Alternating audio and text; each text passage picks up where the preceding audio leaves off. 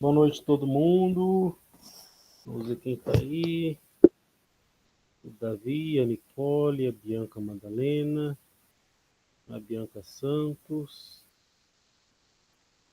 o Guilherme Xavier, Gustavo, João Pedro, Júlia, Késia e Maria Luísa. Hoje está pouquinha gente. Mas tudo bem, vamos lá. Pessoal, então a gente chegou até. A gente viu a infância do Juninho, viu a sua pré-adolescência, agora chegamos na sua adolescência, né? Ele estava naqueles altos e baixos do, da vida dele, sempre em torno do Zezão sendo o centro do ódio dele e a mãe o centro do amor dele. Terminou ali falando da Simone, né, a Dondoca, que se apaixona pelo irmão dele, que perdeu a mão lá no meio da bandidagem, tudo. E agora ele fala que ele chegou aqui um homem, eis que chegou um homem, né? Foi morar na quebrada. Ah, ele tá falando de outra pessoa. Um tal de Mestre Caruso. Então, introduzir um personagem novo aí na narrativa. E o Mestre Caruso era um karateca, um mestre de karatê, um sensei, né, que tinha sido aluno do Mestre Ryota, que era um japonês muito querido no Brasil, né, um japonês que tinha sido até condecorado lá pelo imperador do Japão e tudo. E o Mestre Ryota, depois de fazer toda uma vida, né, de grande mestre, ele foi ensinar a molecada pobre no Nordeste, né? E ele consertou um que estava encaminhado para a vida para se perder, que era o Caruso, né? E o Caruso foi ser também virou mestre e também fez sua vida lá no Nordeste, estava tudo bem, e foi lá para a divisa de Diadema, no Jardim Luso, naquele fim de mundo, também salvar a alma, né, e a vida da molecada ali com o karatê. E o Daí começa outro foco da vida do Juninho, né? E eu posso dizer, acho que tem um pouco a ver com a vida do Fábio também, que o Fábio ele tinha uma escola na época, tinha karatê na escola, né? E o mestre Caruso vai ensinando o, o, o Juninho a ter foco na vida, a ter disciplina, não ser um vagabundo qualquer solto pelo mundo e tudo, né? Então ele exigia que todo mundo fosse pontual, fosse consistente nas aulas, estivesse bem trajado, né? Ele falava que cara com calça, aquelas calças caídas, mostrando cueca, boné para trás, essas coisas ele não tolerava. Então tinha que estar bem alinhado, tinha que estar certinho, tinha que ter uma vida ali, né? Porque ele não era só um professor de karatê, ele não era só um sensei, ele era um professor de vida. Então tava lá, o cara que foi doar a sua vida literalmente, não literalmente, mas foi doar parte da sua vida que ele não precisava, né, que ele podia estar sossegado lá onde ele morava, no Nordeste, para salvar outras crianças como ele foi salvo pelo mestre Ryota. E no 2, ele está falando que já é 2006, ele está com 16 anos, né? Meio que cuidava das meninas, cuidava lá, mas ele continuava na mesma, né?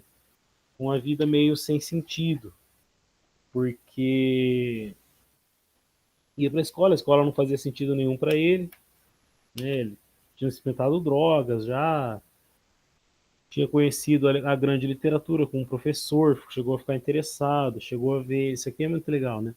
Notei que lá tinha alguma inteligência, aprendi as lições com facilidade da matéria que fosse, e senti alguma delícia quando o professor Délio, que depois virou político, me apresentou de passagem uma boa literatura, né? A boa literatura. Li e decorei para uma tarefa sua, sonetos de fidelidade do Vinícius de Moraes, e trechos adaptados da Inês de Castro, do Camões.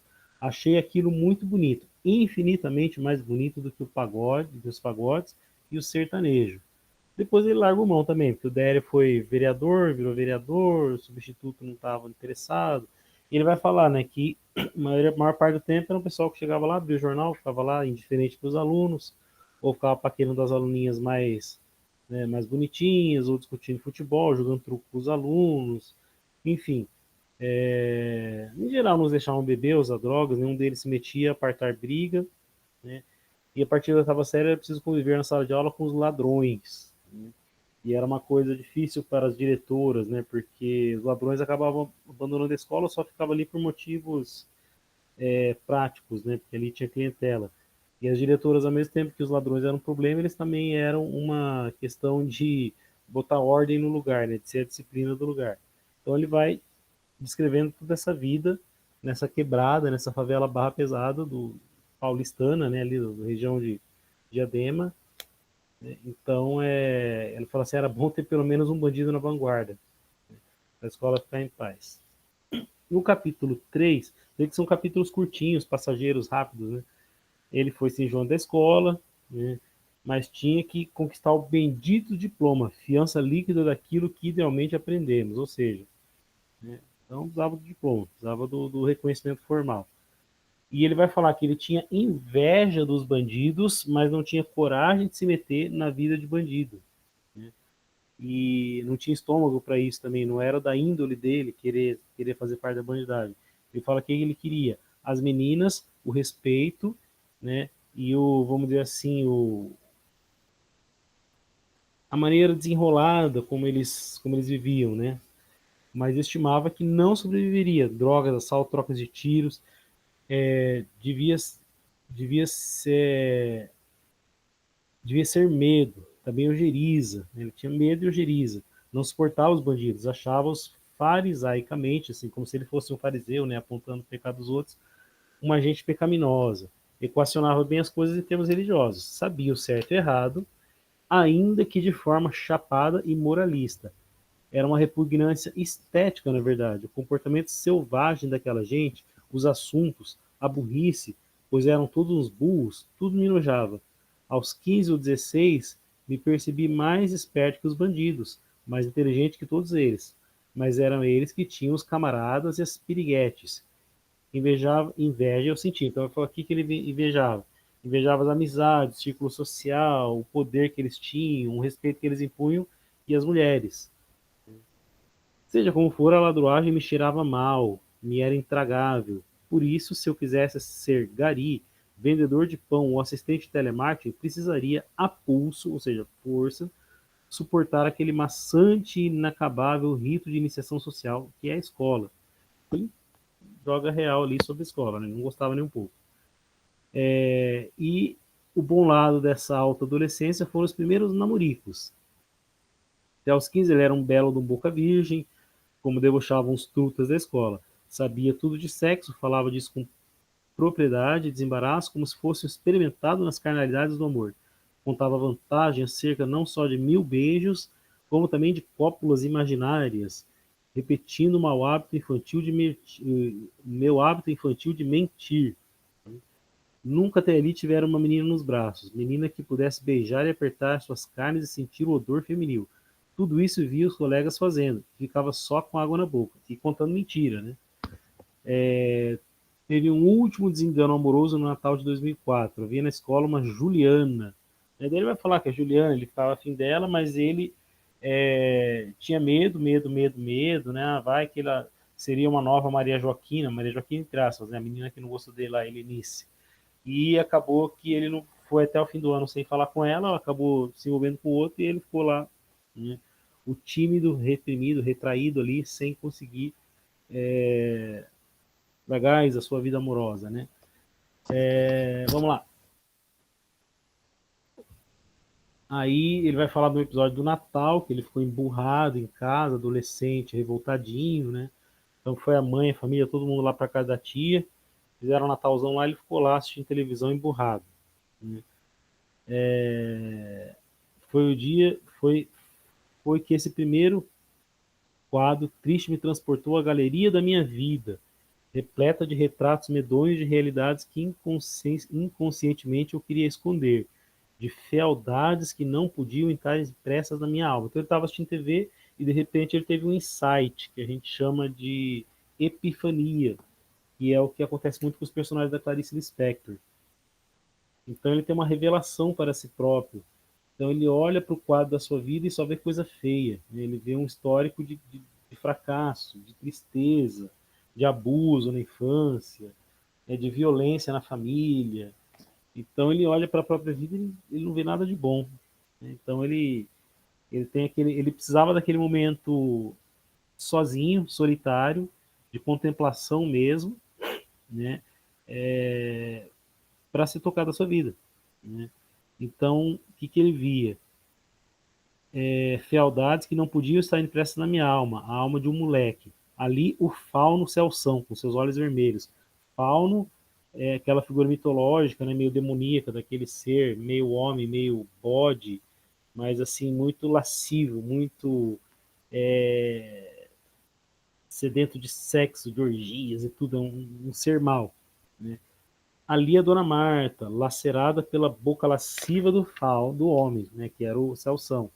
E a Dona Marta que ele enxergava como? Como Jesus crucificado, a mãe dele. Acolá a sombra do pai que não tive, vagando para longe. Num canto, um Nandinho maneta rodeado de ninfas pornográficas do Rio de Janeiro. Ou seja, tudo que ele via era feio, era grotesco, era baixo, né? Ele via o irmão perdido, sem mão, né? Depois de tudo que aconteceu com ele, numa vida meio sem sentido, a mãe sofrendo, essa figura do Celso, o pai que não existia, o Celção, que é esse padrasto mau, terrível, né, o mal na vida dele. Nessa tétrica contemplação, adormeci. Quando acordei, o drama Orfeu e Eurídice dos nossos tempos ainda desenrolava na Rede Globo. Ele está falando do Moulin Rouge, né, que é um musical, que virou filme. O clímax, a parte mais doída, trouxe, pois, o primeiro plano da consciência, a minha tragédia amorosa, e ali, a mesma manta xadrez da minha infância, chorei. Chorei por fraqueza ao sabor da solidão natalina. Então ali ele vai ter aquele momento de epifania, de revelação da própria vida, vai olhar para si, né? E vai ver só coisa feia, vai olhar para a própria vida e não vai ver nada de bom, vai dormir e quando ele acorda, ele vê que é aquilo ali e vai chorar, chorar copiosamente mesmo, né? E não está chorando por causa da desilusão amorosa com a Juliana, está chorando porque a vida dele é uma merda. E daí ele volta pro Mestre Caruso, né? Você vê que ele vai fazendo essa narrativa que vem e volta, ela é meio digressiva, né? Só que essas digressões também são narrações, esses momentos em que ele suspende a narrativa linear para voltar para contar algumas coisas que aconteceram no passado e daí ele volta, ele vai num zigue-zague, né? Aí no ano seguinte, já o da chegada do Mestre Caruso, dei enfim meu primeiro beijo. Aí enfim ele já volta pro avança e deu um beijo. A menina é da igreja, ia bem menos ao templo que como na escola. Já não me interessava. Ele não ia mais na igreja, né? Achava vergonhoso o jeito que o povo rezava, gritando ao céu, sacolejante, chorando desesperadamente. Provavelmente uma daquelas igrejas mais escandalosas, né? Mais de emocionais, aqueles cultos emocionais e tudo. E a vida do povo sempre a mesma: pobres, enfermos, família bagunçada, não confiavam nos pastores, ele, o Juninho, né? Sujeitos que viviam de pedir dinheiro. Tudo lhes era pretexto. Liam um versículo, tirava dali, com invejável habilidade, uma exegese que se descambava em demanda por oferta. E tinha que ser tanto e tanto. Se quiser benção, meu povo tem que desembolsar 200, enfim. Aí ele vai falando das amarguras dele em relação à religião, né? Não exatamente a religião, mas em relação à vida religiosa que ele via acontecendo ali no meio dele, né? Com os pastores picaretas ali no meio que ele frequentava. Então via minha mãe cortando os dobrados para dar oferta grande na crença de que Deus se agradaria mais e nos tiraria do buraco. Nada. Isso não me indispunha com Deus, mas com os pastores. Passei a vê-los como vigaristas, embora não pudesse falar. Quer dizer, ele está falando daqueles pastores ali, mas daí ele acaba generalizando para todos, né? Porque é muito comum isso na gente. Passei a vê-los como vigaristas, tal, seria um escândalo, me mandariam para o inferno, botariam a mão na minha cabeça, carta de encosto, me fariam sacudimento. Falavam nos nomes de diabos e davam medo, uns Exus, uns Espelincas, umas pombagias, cada um responsável por uma desgraça na vida de um malvado. O diabo eu temia, assim como temia Deus. Aí ele vai falar, punhetava ou cantava uma música profana, dizia minhas mentiras, sempre tendo em mente o diabo da igreja, né? Os diabos da igreja. Os diabos e Deus, essas criaturas espirituais sempre estiveram comigo. Eu nunca duvidei que existissem e fizessem coisas com a gente. Os pastores é que eu não engolia. Então ele sabia, ele tinha consciência das coisas que ele fazia que não eram certas, ele temia, né, a punição por aquilo, ele temia o julgamento de Deus, mas ele desprezava os representantes religiosos do entorno dele ali, né, onde ele vivia. Então isso é uma questão bem delicada para esse adolescente, né? Na igreja aprendi muito pouco da Bíblia e da tradição religiosa. O Deus que eu conhecia era das regras de conduta e o do filme, o Deus homem morto na cruz. Então ele conhecia muito pouco ali sobre Deus, né? E não sabia nada sobre a Bíblia, ele sabia sobre regras que ensinavam para ele. Uma gente que falava errado, que mal sabia ler. Não, peraí. A religião me era confusa, falava com Deus, mas não entendia, e sentia que naquele lugar, na igreja, onde que ele frequentava, nos cultos, né, ninguém me podia dar maiores esclarecimentos. Uma gente que falava errado e mal sabia ler. Como entenderiam aqueles textos difíceis das Sagradas Escrituras? Continuei frequentando por costume, ou seja, por hábito, né, e para fazer gosto à minha mãe. Ela sim era fiel, fazia tudo que pediam. Saía com os velhos da igreja no meio da feira de domingo e entregava folhetos, chamando os pobres para lá, para Deus mudar suas vidas, para lhes dar casa, emprego, saúde, benesses que os evangelistas mesmo desejavam, mas jamais obtinham. Havia um quê de empresarial naquelas empreitadas. Os líderes, com base em certas contabilidades, davam metas de almas a serem cadastradas. Então, meio que os líderes religiosos falavam assim, você tem uma meta, você tem que cumprir aqui. Meu avô Domingos, ele fez parte da igreja dessa uma época bem pequenininha da vida dele, foi escandalizado. Eles tinham metas financeiras, inclusive, né, que eles tinham que bater ali todo mês. Né, daí ele largou, minha avó largou junto com ele também, mas era complicado, né, esse tipo de relação com a religião. Vamos lá. Em casa, minha mãe assistia programas de TV, botava água em cima do rádio, repetia as orações do pastor. Então, a religião se tornava algo até supersticioso, né? Meu Deus, eu determino que minha vida vai mudar, não aceito, blá, blá, blá. Né? Ela repetia obediente, tintim por tintim, porque a mãe dela era uma pessoa muito boazinha, né? Muito simples. Então, a dona Marta fazia as coisas por santidade mesmo, santidade dela. Também botava as mãos na cabeça e na hora do sai, jogava as palavras para o alto, como se estivesse tirando de si o diabo físico. E às vezes ele exortava, sai, sai, sai. Né? Então, coitadinho, estava lá, né? Obedecendo tudo que falavam para ela. Fazia também em mim, e eu achava graça, embora temesse o demônio. Depois, ela bebia água benzida, dava-nos um gole, clamava e chorava. Pregava amuletos na porta, amuletos. Então, virava uma superstição mesmo. Nos embebia de azeite consagrado, supostamente trazido de Israel, e orava sobre a Bíblia da borda rosa.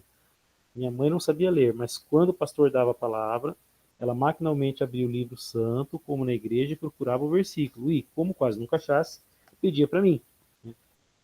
Seguia com o dedo com os olhos, então ele ia lendo, ela ia seguindo com o dedo, tadinho. Homens que sabiam mais que ela haviam recebido de Deus a unção. Ela o seguia como um carneirinho. Eu, cedo, desgarrei. Então ele está falando dessa. Ele termina, né, esse trecho aqui do livro falando sobre a religião, a relação complexa, confusa, difícil que ele tem com a religião que ele conheceu ali no Jardim Luso, né, no seu entorno. Aquela pobreza toda, para ele, estava sendo uma pobreza espiritual também. Né? Não tinha grande relevância aquilo na vida dele. Ele estava olhando para aquilo tudo e achando uma farsa. Né? E então é muito dura a vida desse garoto, né, desse Juninho, porque ele falou lá do Mestre Caruso, né, vai falar do primeiro beijo, que você viu que ele faz essas digressões. Então ele falou do Mestre Caruso, o Mestre Caruso ficou em suspenso. Falou do primeiro beijo, só que voltou a falar de outra coisa.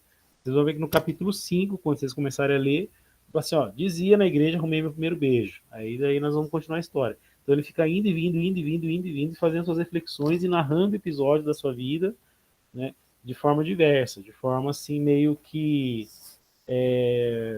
fragmentada. Tá? Porque ele está contando a sua própria história, como se fosse uma autobiografia do Juninho aqui, né, contando sua história.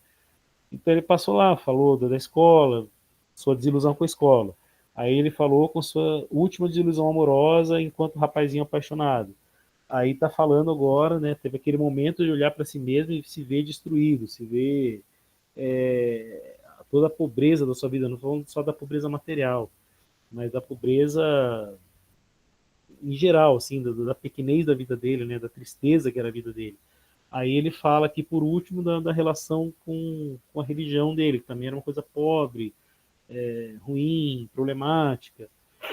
Então, depois daqui para frente, vai ver o que vai se desenvolver nessa adolescência dele. Adolescência que também tá difícil, também tá complicado, né? Ele tá lá com seus 16 anos. E é isso, gente. Para a semana que vem, vocês vão ler, né, que vai ser dia 14, o capítulo 5 e o 6 vão trazer lidos. E daí no dia a gente vai ler o 7 e o 8, que são bem curtinhos, né? Gostaram da análise? Gostaram mais ou menos da leitura que eu fiz? Não sei, não lembro, Júlia. Estão gostando do livro? Podem falar alguma coisa aí ou escrever se vocês quiserem. Beleza? Vou dar um tempinho para vocês. Vou ver quem está presente. A Késia, a Júlia, o Pedro, o Gustavo, todo mundo que vai ver. O Gustavo está gostando. O Guilherme também. Oi, professor. Pode falar, gente. Achei bom esses últimos capítulos, Uhum. porque eles dão uma visão geral de como funciona mais ou menos para aquelas bandas. Que a cultura de lá já favorece o mundo do crime, esse Sim. tipo de vivência inusitada, diferenciada, eu já sabia, mas a igreja, a escola que são tipo pilares essenciais de uma sociedade, eu não sabia que era nesse nível, sabe? É A porque tem questão. escolas e escolas, né? E a gente está dentro de uma instituição que é bem complicado. Eu nunca cheguei a dar aula em um lugar assim, mas já conheci colegas que faziam, sabe? E para ele, então, esses dois pilares, né, educação e religião, que são, vamos dizer assim, pilares formativos, e ele não tem essas bases, né? Ele tá solto, por isso que ele tá tão à deriva. Mas ele já deu uma dica que vai ter alguma pessoa ali que talvez vai dar um rumo para a vida dele, vai botar um pouco É, de ordem nesse caos dele, que é o mais Caruso. E só foi por- apresentado por enquanto. porque não passava pela minha cabeça que era tão feio desse jeito, sabe? Uhum. Não, mas é, Tão coachado, sabe? Essa uhum. discrepância dos professores, ignorância deles, Uhum. É um a descaso. cara de pau dos pastores. Uhum.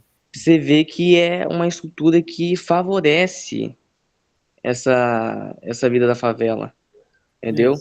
Tipo, uhum. limita, cega a visão das pessoas para uma visão das coisas maiores que tem e deixa eles resumidos apenas naquela vida de crime que Uhum. eles têm lá. Sim, sim. Ele até chega a citar que, por um instante, conheceu um pouco de literatura, ficou bem mais animado, mas não teve continuidade, sabe?